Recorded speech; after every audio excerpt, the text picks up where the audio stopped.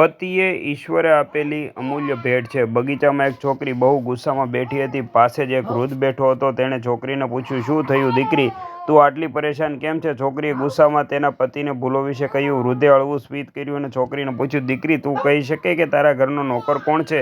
છોકરીએ આશ્ચર્ય સાથે પૂછ્યું, તેનો અર્થ શું થાય છે? વૃદ્ધે કહ્યું, તમારા ઘરની તમામ જરૂરિયાતો કોણ સંભાળે છે અને પૂરી કરે છે? છોકરી, મારા પતિ। વૃદ્ધે પૂછ્યું, તમારી ખાવા પીવાની અને કપડાની જરૂરિયાત કોણ પૂરી કરે છે? છોકરી કે, મારા પતિ। વડીલ, તમને અને તમારા બાળકોમાં કોઈ વસ્તુની કમી ન રહે અને તમારું ભવિષ્ય સુરક્ષિત રહે એવી ચિંતા કોને હોય છે? છોકરી, મારા પતિને। વૃદ્ધ ફરી પૂછ્યું, સવારથી સાંજ સુધી થોડા રૂપિયા માટે બહારના અને પોતાના જ અધિકારીઓના ટોણા કોણ સાંભળે છે? છોકરી કહે, મારા પતિ। વૃદ્ધ, મુશ્કેલી અને દુઃખના સમયે કોણ મદદ કરે છે? છોકરી કહે, મારા પતિ। વડીલ, તમારા લોકોના સારા જીવન અને રહેણી કરણી માટે તેના માતા પિતાને સગા સંબંધીને પણ પાછળ છોડીને દૂરના સ્થળે જઈને જંગલોમાં કામ કરવા કોણ તૈયાર છે? છોકરી કહે, મારા પતિ।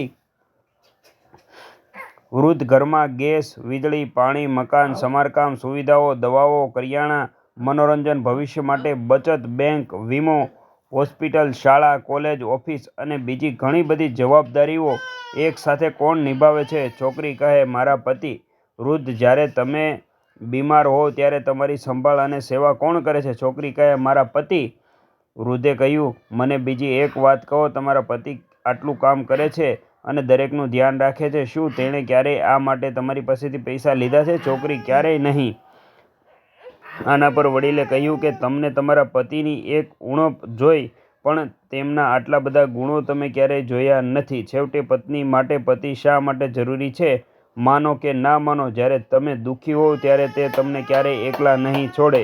તે પોતાનું દુઃખ પોતાના મનમાં રાખે છે, પણ તમને દુઃખ ન થાય તે માટે કહેતો નથી। દરરોજ તે તમને કેટલીક સારી વસ્તુઓ શીખવવાનો પ્રયાસ કરે છે, જેથી કરીને તે તમારા ઘરમાં શાંતિથી થોડો સમય પસાર કરી શકે અને દિવસની સમસ્યાઓ ભૂલી શકે।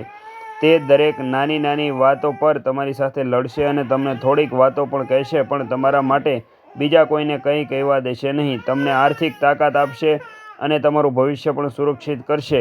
જો કંઈ સારું ન થાય તો પણ તે તમને આ કહેશે, ચિંતા કરીશ નહીં, બધું સારું થઈ જશે। તમારા માતા પિતા પછી તે તમારું સંપૂર્ણ ધ્યાન રાખે છે અને તમને દરેક પ્રકારની સુવિધા અને સુરક્ષા આપે છે। તમને સમયના પાકા બનાવશે। તને ચિંતા ના થાય તે માટે આખો દિવસ મુશ્કેલીઓથી ઘેરાયેલો હોવા છતાં જો તમે દિવસભર સમસ્યાઓથી ઘેરાયેલા હો તો તમને 15 વાર ફોન કરશે અને તેનું નિરાકરણ કરશે। પતિએ ભગવાનને આપણી વિશેષ ભેટ હોવાથી તેની ઉપયોગિતા